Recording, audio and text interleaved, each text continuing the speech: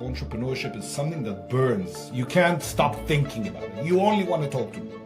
But when I meet people traveling and the only thing they want to do is get enough work done to go do something else that they like, it won't last. You're not making enough money. You're not passionate about your job.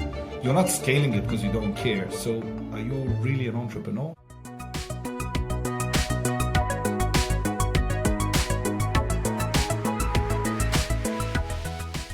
Welcome, Storypreneurs. Today, we welcome a very special guest, Nir Zavaro, an entrepreneur, author, and dynamic speaker. As founder of Streetwise, a creative sales agency, Nir excels in branding, marketing, and venture creation. With experience at companies like Microsoft and Unilever, he empowers businesses through storytelling.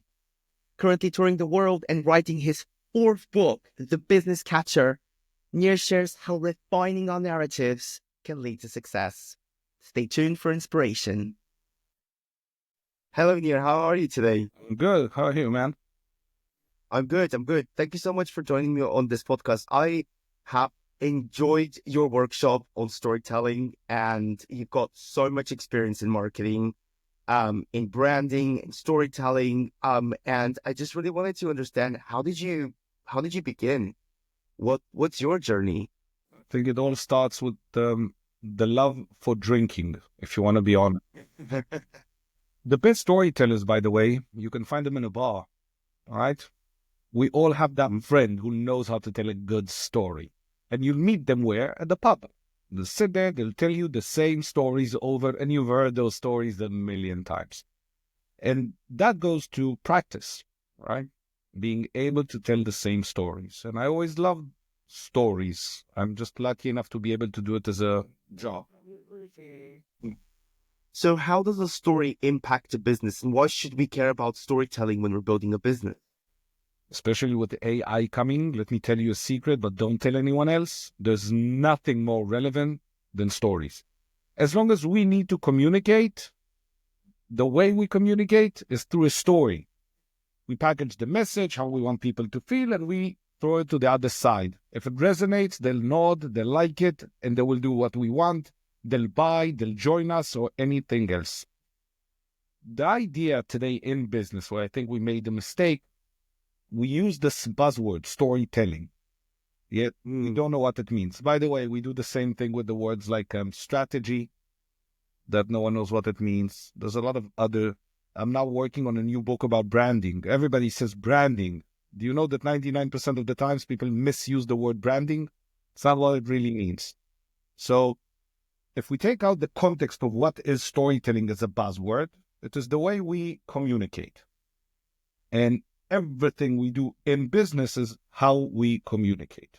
Whether it's the way we build our brand characters, the customer journey we take our clients on, the messaging on our websites, the way we market something, right? The way we make someone feel about it, or the way we sell them. These are the elements that require us to be able to communicate with someone else. By the way, internally or externally. If we cannot tell them a good story, we lose. So storytelling is essentially very important to any aspect of our lives, not just our business as well, but it's about how we present ourselves to the world, the stories that we tell ourselves. It's interesting, it's when I studied psychology at university, we were also the professor was also telling us about this stories that we tell each other and the stories that we believe each other that we're told. So it's very interesting that you touch upon that topic. Speaking about buzzwords, I know that the favorite buzzword of yours is an entrepreneur. There are a lot of people who call themselves entrepreneurs, and there's a lot of people who shouldn't call themselves entrepreneurs. In your experience, what is I guess one of the ways that you can spot a really successful or actually an entrepreneur who is a real entrepreneur rather than just a freelancer or someone who is hustling and call themselves an entrepreneur? We need to use the word at all. That is my question. Okay. I'm a member of EO, the Entrepreneurs Organization. A lot of the members are just business owners, people who found a problem. They thought they can solve it, and they managed to make money off it. If tomorrow they lose, they now have to be, they're obligated, as now you're an entrepreneur, you can't go back. So they have to fail at a million businesses, because once it clicked, they had an idea, that's great. In the 1980s, the word entrepreneur in the US was a very nice way to say you're unemployed. Okay? It wasn't cool. By the way, in places, in some Ivy League universities, early 2000s, they literally, and I know this from firsthand, they literally had to pay students $2,000 to go to the entrepreneurship class, because the students that were studying business didn't know what to tell their parents. How am I going to tell my dad that I'm going to entrepreneurship school? It's like going to loser school. So why don't we dive into, you have a job. You go and you have a job. By the way, in many countries, the people who make the most money, do you know who they are? The bank CEOs. Employees of banks. Investors, investment bankers. These are people who make millions. They drive a Ferrari. I'm now seeing the digital nomad. I haven't seen a single Ferrari come in. Okay? Yeah, I want to touch upon that topic, actually. There's a lot of people who call themselves entrepreneurs and a lot of digital nomads that call themselves entrepreneurs. I mean, you and I met at the Digital Nomad Summit in Chiang Mai. There were nearly 300 people there. All of them that I spoke to are, hustling, or they're looking to start something. And you and I had a very interesting conversation. You were telling me, if most of these people actually got a job, I mean, I might be misquoting here. This is what I remember from our conversation, but they'd probably earn a lot more money than have to hustle as they do. If you're a freelancer and the job is not guaranteed, it fluctuates. 1 month you're making 10,000 euros, 1 month you're making 2,000 euros. It's not steady. That means you're adding a layer of stress, right? The outcome at the end isn't going to get you rich. Okay? Now, if you build a startup, no money, hustling all day, working 20 hours a day, killing yourself. The idea of an exit, what we call, right, at the end, is you will have what we call fuck you money. Okay? You made 20, 30, $50 million. Technically, you don't have to work anymore. Most of the people who define themselves as entrepreneurs fall under these categories. A freelancer, right? Someone who has a business. So instead of being called the business owner, they're called entrepreneurs. People start a lot of different businesses, what I might define as an entrepreneur. They keep coming up with creative ideas to find solutions for different problems, okay? Or people who've had multiple different businesses because they enjoy and what we might call as business people. He's a businessman, okay? Now, going briefly touching on storytelling in business, okay? These are not the same words. When we don't know what to say, we say, oh, this is an entrepreneur. This is being very, let's say, mildly saying convenient. That's not the case. If you are a freelancer, by the way, you live at home or digitally nomading or whatever you want, that's fine. You're a freelancer. If you hire other employees, right, then you have a business. 10 years ago, I remember you would hire people and you meet other business people. And they say, how many employees do you have? And if you'd say, I have 10, the next question would be, but they're employed or they're freelancers? Because it's not the same thing. Today, you might have a $100 million business and only have freelancers. And now you would say, I don't have employees, right? Which basically what you're saying is, I'm not responsible enough to take care of other people. And if my job fluctuates, I can just fire them on a need to work basis. I can hire them. Okay. So these are the nuances that storytelling requires. Okay. So I see. So entrepreneurship right now, from what you're saying, is it's this umbrella term, isn't it? For many things. Maybe you're a solo entrepreneur, or maybe you're a freelancer, or maybe you do have something, but it's like contractors involved as well. I'm curious to understand what separates a real entrepreneur from um, you know, a wannabe or a hustler, in your opinion. And let's break down the word entrepreneur. What does entrepreneur mean to begin with? Do you know this thing?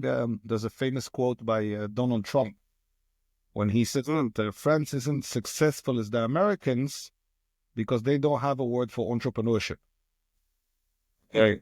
Well, for those who are listening and don't know, entrepreneur comes from French, doesn't come from English. Now, the idea, okay, of someone who envisions, creates, builds, does something, right?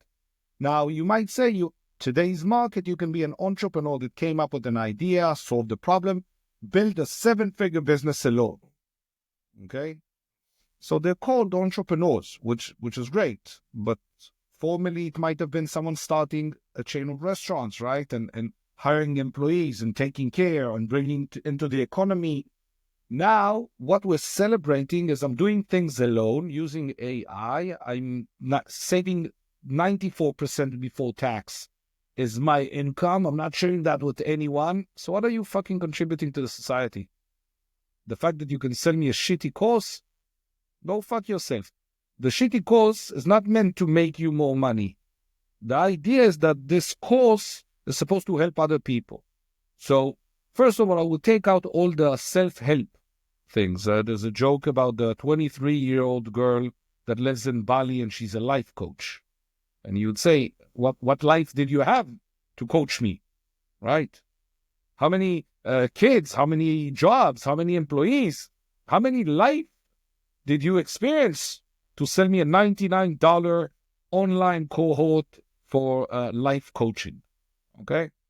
So if you have a real product or service, if you are able to duplicate that, if you're someone who has ideas in his brain that are not just, oh, I'll just do this and sell this because this is what I know and I want to live in Bali, which again is fine. I just would argue, I'm not saying I'm right, by the way. I'm giving my perspective. That is important.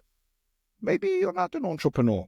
Maybe you're not a born, raised entrepreneur. And my question is that a bad thing? You had an idea. You're making 7 figures. What do? I sell courses online. Why do we need to start by defining ourselves as entrepreneurs? Why is this glorified? Because in 2 years, it won't be. So do you think entrepreneurship is just another trendy buzzword right now that everyone's using? Yeah, like anything else. So why is everyone so interested in becoming an entrepreneur and living this, style of freedom when all they're doing is they're, hustling from one project to another, trying to make something work, Hey, probably not earning enough. I'll show you. And Yeah, I'll show you. I'm a design freelancer, barely making ends meet on 2,000 euros and struggling to survive in Thailand. What? I'm an entrepreneur building a business in online design while living in Thailand. Same job, different description. it goes back to the storytelling element, doesn't it? So why do you think a lot of people are drawn to that? And then there's other people that are selling these courses that are taking advantage of people like that.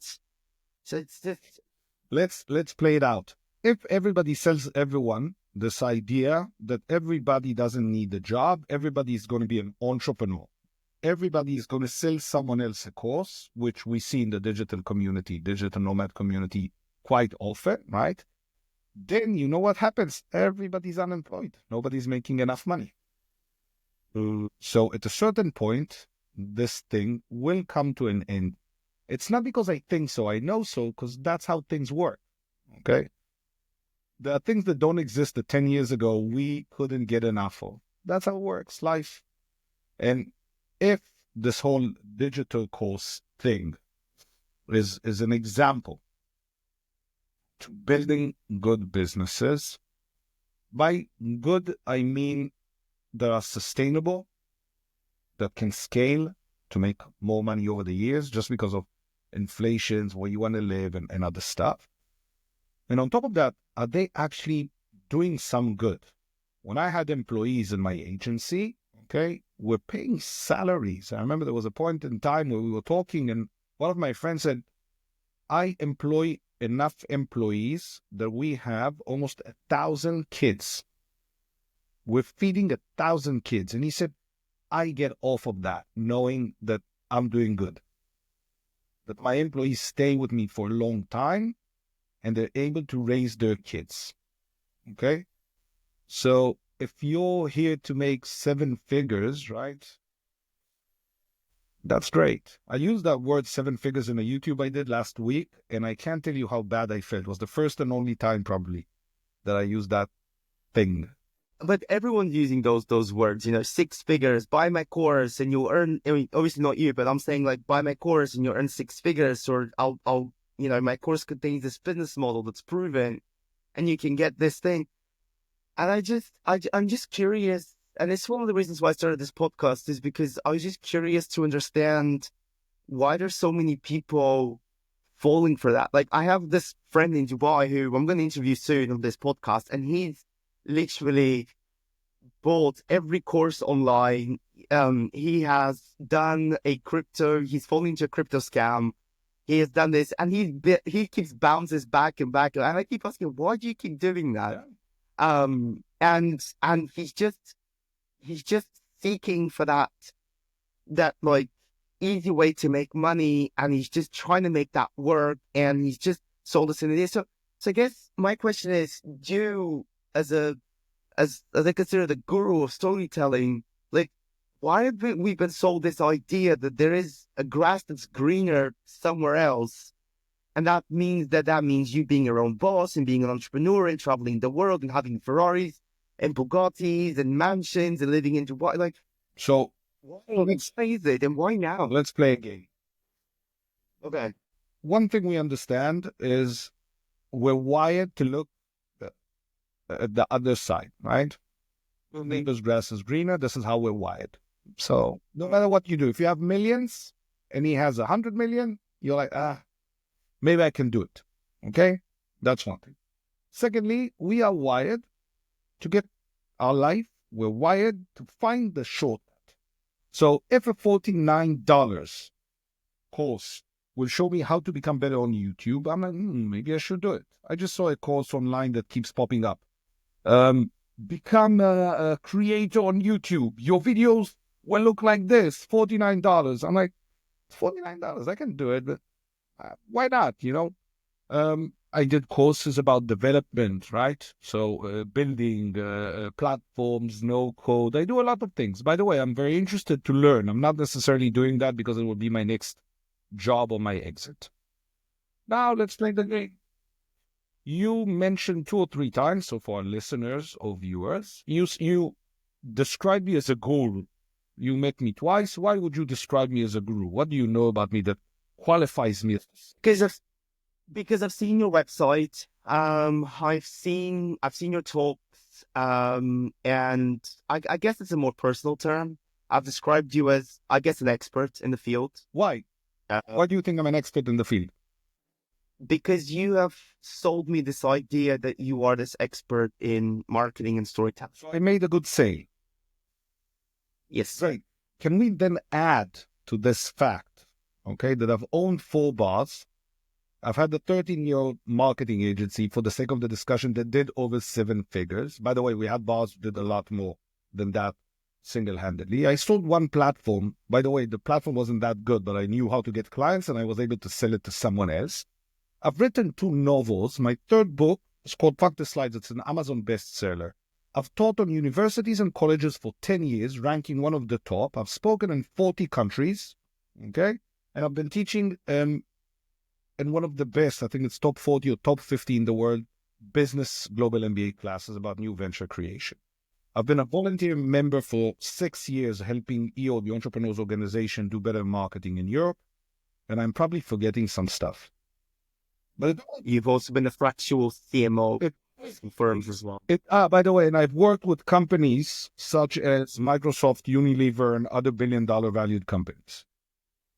Great. It just took me 15 years. Fucker, what did you do? So people want to take a course for 14 days and then they'll become. I'm like, that's shit. Bullshit. Now, and one thing, they might do it in a year and be better, and I'm rooting for them. But we were sold this idea that you can become something very, very fast. And what happens is digital nomads, as an example, or other people who are freelancing, get stuck in this idea that 3 years that they got the 3 clients for $5,000, but they've been doing it for 3 years, but they haven't. Just wasted time that they could have done in a job, getting better.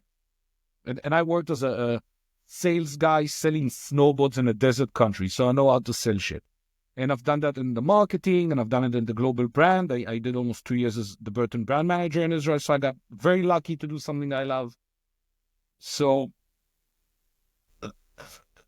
days will pass, okay? Money is something we need to make. And my question is, what are we looking to achieve when we use the word entrepreneur? How would it look like 5 years down the line? What do you want to get?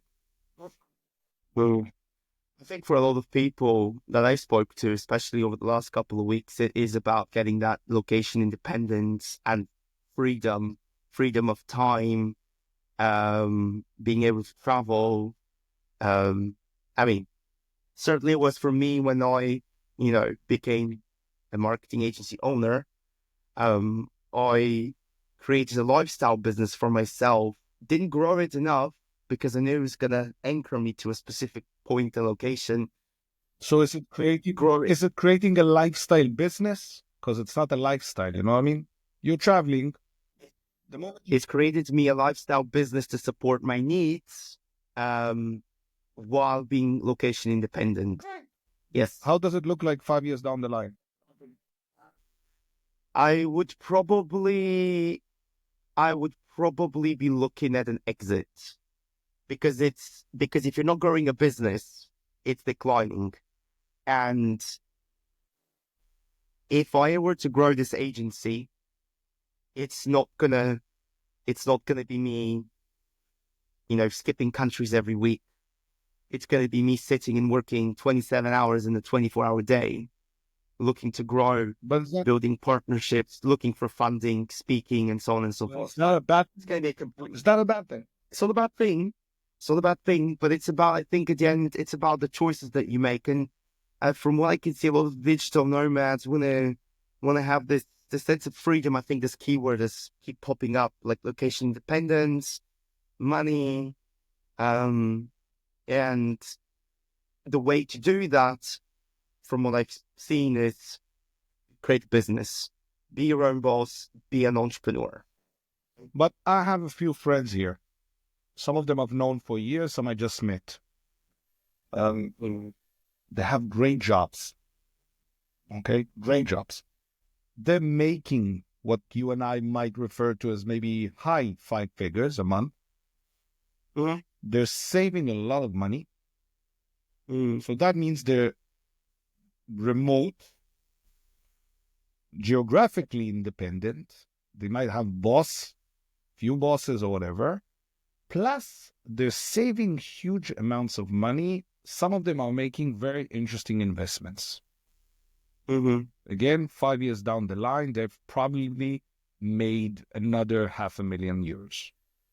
And if they invested it wisely or stuff like that. So my question is being here, whether it's Thailand, Bulgaria, I don't know, Mexico, whatever it might be, and getting by, is that enough? Because at the end, going back to our home countries is becoming more expensive, right? If you're making enough money to survive in Thailand. Thus, my suggestion is, if you want to become an entrepreneur, define what is entrepreneurship for you. If you want to have a lifestyle business, define lifestyle business. But it's a business. This is not a hobby. Making €2,000 as a freelancer, it's nice. It's not a business. Go home, make 3, 4, 5. That's fine. Tell yourself a different story about what is success for you.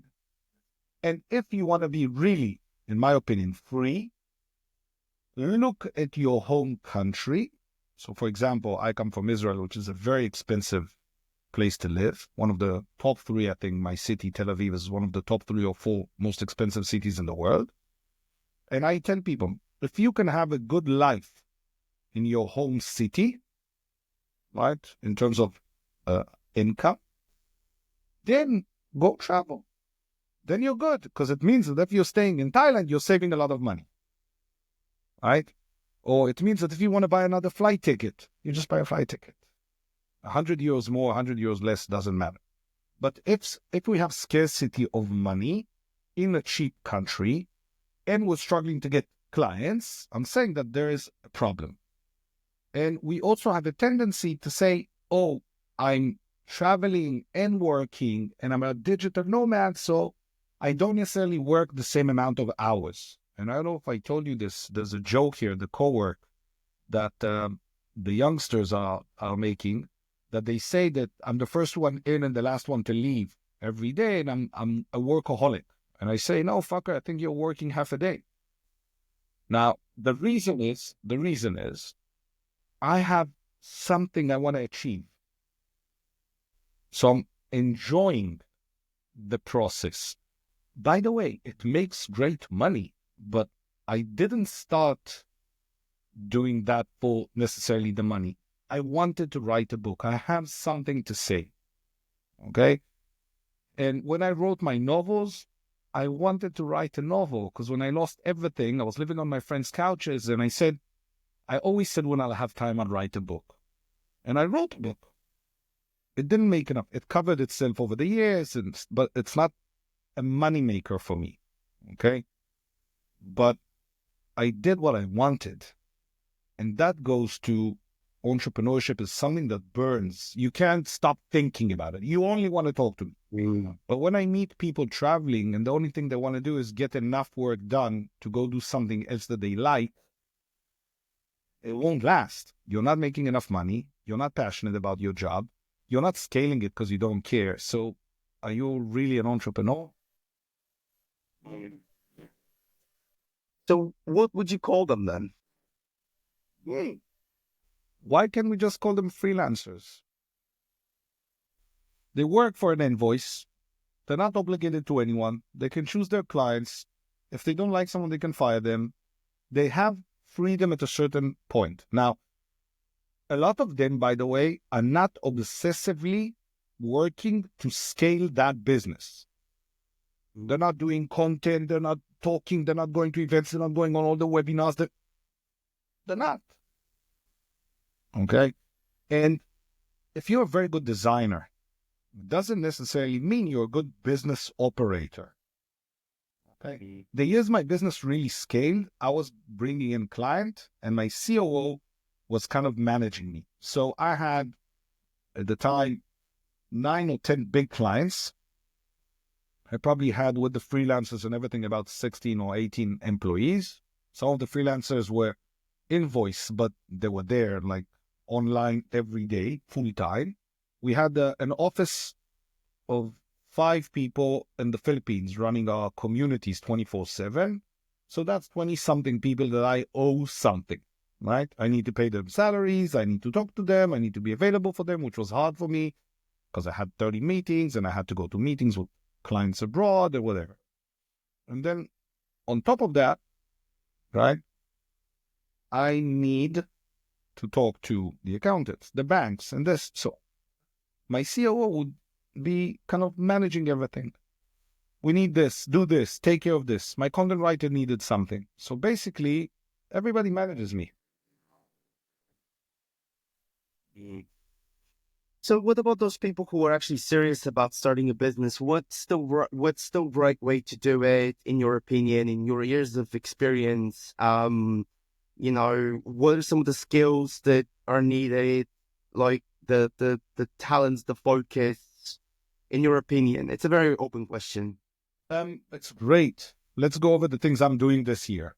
Okay, so I'm starting a new business, which I was thinking about doing, but a lot of things changed. Where I got to the point I said, you know what, I'm going to build a new business. And the business is based on a new book called the Business Catcher, which I'm now currently writing. Today's been a very long day of editing. And I'm going to scale that into a methodology that I'm going to franchise. It means I'm going to teach branding agencies how to do what I do. Now, the first thing is I want to talk about this shit all day long. So that's my first thing. Am I passionate about it? The second thing is when it came to my marketing plan, I said I want to start marketing before I have any product. I want to talk about this and I want to understand how it would look like. My marketing plan, by the way, is called Obsessed 25. If I'm not obsessed about the platform of the type or whatever of the content, I'm not doing it. And I'll share a little detail, which is very interesting. I have no idea why this is happening, but I've been posting on LinkedIn pretty consistently the last, let's say, 30 or 40 days. The last 3 days, something happened. Even my friends don't see my posts. Disappeared. Completely. I'm getting 30 or 40 impressions on a post. Like it doesn't exist. I don't know what happened. So my assumption is that something I did,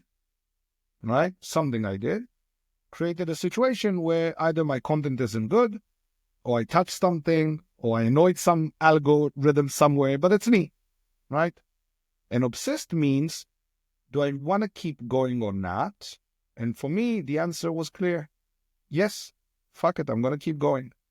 So today, I sat for about 40 minutes, and you'll see that, hopefully you will see it in the next few days on LinkedIn, hopefully. I created 3 lines, a statement, no text, no image, no video, no nothing. I created 3 lines, and I said one of the statements I love saying, and the third line goes, that's it, have a nice day. But I created one from today, the whole month of February, and scheduled everything. So regardless of the algorithm, regardless of what happens, regardless of everything, I'm obsessed about trying to craft or figure it out. I was having fun. And I think having fun and obsessed sometimes have to go together. Otherwise you go crazy, right? Everything feels not fun. Now, I decided that since 2016, 18, 20, I always said I'm going to do YouTube. My team was always pushing. We tried. I hired an editor. I hired a camera guy. I never could really find my essence. So another thing, if you want to be this scaling your business and stuff, is write or define why are you doing this and what is the outcome on the other side. For me, that meant I needed to understand why I'm not doing YouTube. And say, you know what? Let's do it differently. Define my pillars, what I want to talk about. Understanding that sometimes I feel uncomfortable in front of a camera. By the way, I'll tell you another secret is I started this whole thing of public speaking because I had stage fright. It's a great way.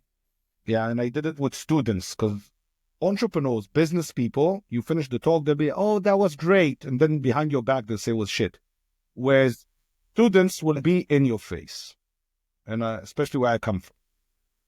So the idea of YouTube became, I need to do this. So the obsessed mean I will create 2 YouTubes a week. One will be building in public, how I'm doing, but being authentic about it. It's not going well. I had a bad talk. This happened. I made an assumption. It didn't work out. Like from all the people you interviewed, especially if you're using the lovely word of a guru, how many would tell you that something isn't working on the social media, right? Everybody like, I'm amazing, and this is going, and this is working. I'm like, it's not, I don't know, I'm trying, not working. So there's less of a burden for me because I can tell you everything. And the YouTube has that on Mondays and Thursdays, but the criteria for success is uploading. And I'm sitting here sometimes at 2 a.m. because I'm trying to figure out how to fix the sound and how to fix the camera and stuff like that, right? And it's not that good. It's getting better, but it would be so good in 3 months when I look at the 3 months or 4 months and then look at the first video and say, wow, what a way, right? So it won't take 14-day course. It will take a few months. And do everything you don't want to do. You don't want to, I hate going to the gym, I go to the gym now. You don't want to do YouTube, you do YouTube. And if after a while it doesn't become something you like or a habit, then you understand that you're not in the right place. Okay?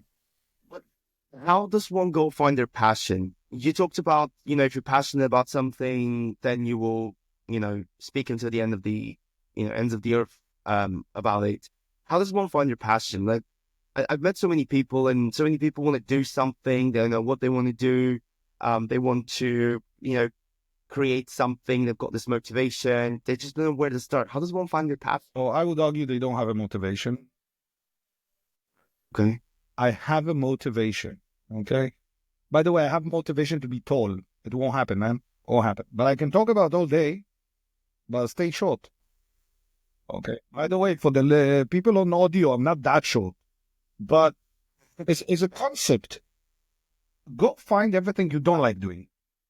So, finding a passion, which I think is very odd. I'm very lucky, I think, because I always liked writing, and someone's willing to pay for me to either talk, which I love talking, as you know, and I love writing, and people are willing to pay.